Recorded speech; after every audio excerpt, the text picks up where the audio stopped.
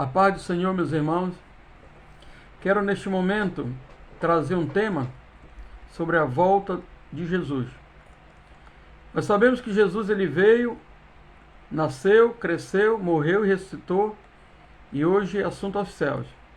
Mas ele prometeu um dia voltar para nos arrebatar. Então, a doutrina do arrebatamento que nós cremos, nós somos pré-tribulacionistas. Cremos que nós vamos ser arrebatados antes da grande tribulação. Há alguns pastores de renome que já estão reformulando esse conceito, já estão achando que seremos meso, ou seja, a igreja vai ser arrebatada no meio da grande tribulação, e há outros que a diz depois da grande tribulação. O certo é que a Assembleia de Deus, ligada à CGDB, a qual nós somos, Assembleia de Deus tradicional, nós compartilhamos da mesma doutrina. Nós compartilhamos que nós seremos arrebatados antes da grande tribulação. Nós não estaremos aqui quando o anticristo vier. Nós estaremos indo para, em primeiro lugar, para um tribunal de galardão, tribunal de Cristo, onde lá nós iremos receber o galardão de todas as obras que fizemos para Deus, sejam ouro, sejam prata, ou sejam pedras preciosas, ou sejam madeira, palha ou feno. E depois nós seremos transportados para as bodas do Cordeiro, onde ali nós celebraremos com o Senhor todas as coisas que Ele tem guardado para aquele grande e maravilhoso dia. Mas as pessoas hoje elas pensam muito sobre essa questão do anticristo, do terceiro templo, de Jerusalém. Então isso povoa o imaginário humano. Hoje as pessoas pensam e acreditam que o anticristo virá e que a igreja ainda pode estar na terra. Mas nós não cremos assim. Porque a grande tribulação não é para nós. A grande tribulação é para os descendentes dos judeus.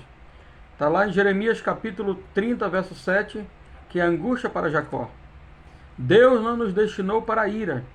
Deus nos preservou e nos destinou para a aquisição da vida eterna em Cristo Jesus. Deus, Ele preparou tudo para que nós pudéssemos ser levados antes da prova. A carta à igreja de Filadélfia, ela é um retrato de que, mesmo com pouca força, é a igreja fiel, que guarda a palavra, que persevera e que é guardada antes da grande tribulação, é retirada. Nós cremos assim.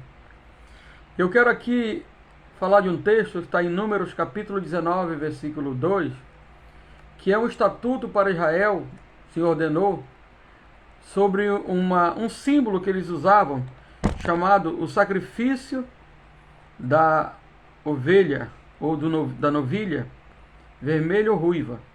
Era um ritual que eles praticavam para a purificação do tabernáculo, no caso na época, e depois também pensando nos templos. Então essa cerimônia está ligado diretamente à tradição, à história, ao costume judaico. Essa novilha tinha que ser perfeita, não podia ter mancha, ela não podia ter julgo, o sacrifício dela era diferente. Até o sangue dela, até o esterco, tudo era queimado, misturado com madeira de cedro e sopo e carmesim. O resultado dessa cinza fazia parte do ritual de purificação. Então hoje há uma corrente teológica que defende que há o instituto do templo já sendo preparado, pessoas sendo preparadas, utensílios sendo preparado. O lugar em disputa aqui é onde está a esplanada das mesquitas, ainda hoje ocupada pelos muçulmanos ali em Jerusalém, onde tem a rocha do domo, que embaixo tem o muro das lamentações. Os judeus reivindicam aquele lugar como o lugar onde foi Abraão foi sacrificar Isaac, Monte Moriá. Foi o lugar que Davi também comprou e que Salomão construiu o primeiro templo. Então eles chamam de o Monte do Templo. Então esse instituto do templo está sendo trabalhado, provavelmente homens ricos, pessoas financiam, porque eles têm condição de construir um templo. Salomão demorou 40 anos. Mas hoje, com a tecnologia, com os materiais todos pré-fabricados, com recursos volumosos, eles têm capacidade de levantar um templo desse em 30 dias ou mais, mas de uma maneira muito rápida para se cumprir as profecias. E esse ritual da novilha ruiva ou vermelha, e da cinza dela, está ligado intrinsecamente a esse ritual, a essa manifestação e esse levantamento do terceiro templo. Então na internet as pessoas às vezes quando passam por esse tema, já se diz que Israel está procurando ou já tem essa novilha confinada, preparada para esse ato. Isso até antecipa nos pensamentos humanos, achando que já vai acontecer a qualquer momento o arrebatamento, a grande tribulação, a manifestação do anticristo. Mas nós conhecemos essa cerimônia.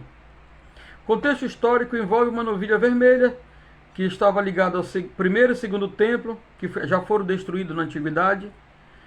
Desse modo, o desejo de reconstruir o terceiro templo no Monte Moriá permanece uma esperança fervorosa entre os judeus. Mas nós, hoje, somos a igreja do Senhor Jesus, comprada e lavada pelo sangue do Senhor. Nós não estamos mais ligados a esses rituais. Nós não estamos mais ligados a essas práticas da lei. Nós não precisamos mais desses símbolos ou dessas cerimônias para pensarmos que Jesus vai voltar. Jesus vai voltar porque Ele prometeu. E porque a sua amada, a igreja do Deus vivo, coluna e firmeza da verdade, aguarda a manifestação do Senhor para nos arrebatar e estar com Ele para sempre no céu, em um corpo transformado semelhante ao dele.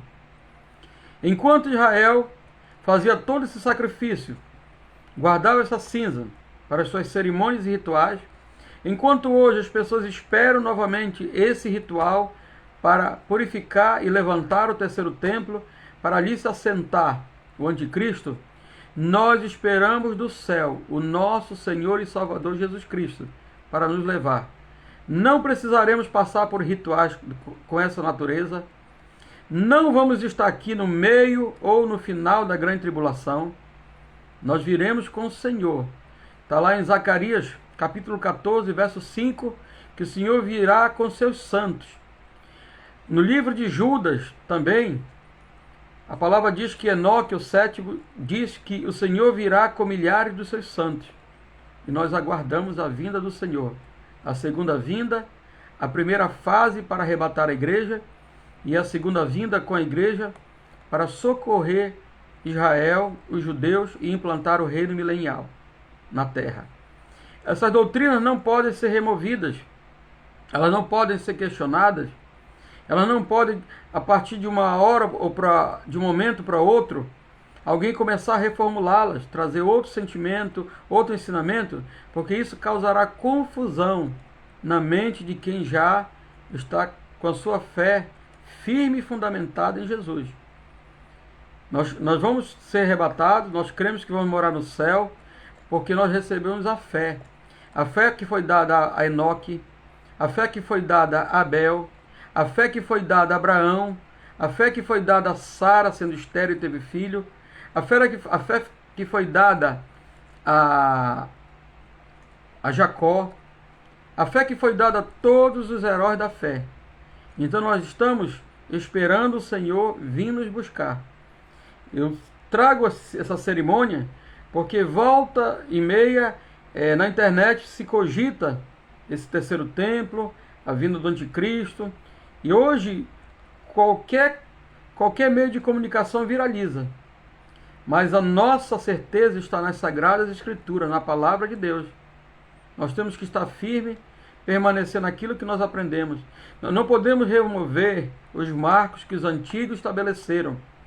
Nós devemos permanecer naquilo que aprendemos, as Sagradas Letras que nos tornam sábios, diz o apóstolo Paulo. Eu sei que é difícil para uma pessoa que não entende muito da teologia, que não teve ali um acesso a um curso teológico, para entender essas coisas que leva tempo. Mas, em resumo, de forma sintética, nós queremos trazer aqui e sempre colocar no coração dos irmãos: o nosso arrebatamento está próximo, a qualquer momento vai acontecer. Prepare a sua casa, prepare a sua família, prepare as suas vestes, prepare o seu coração Prepare o seu espírito, alma e corpo de